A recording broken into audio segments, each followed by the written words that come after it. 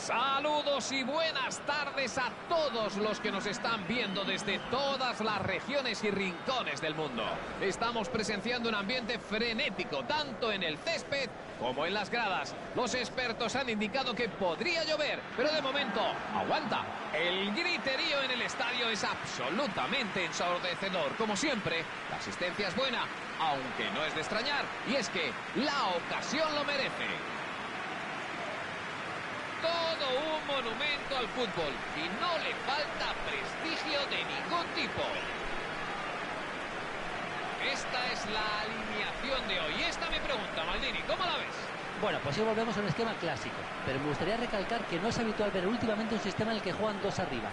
Gran parte de este partido va a depender de la comunicación y las pequeñas combinaciones entre jugadores para lanzarse rápido al ataque. Pero además permite crear peligro por todo el terreno de juego al disponer de más jugadores a los que pasar la pelota.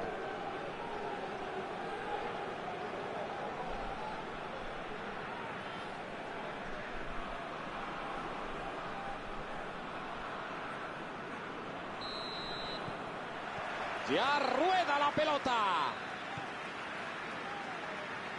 Y tira. Y sale rebotando.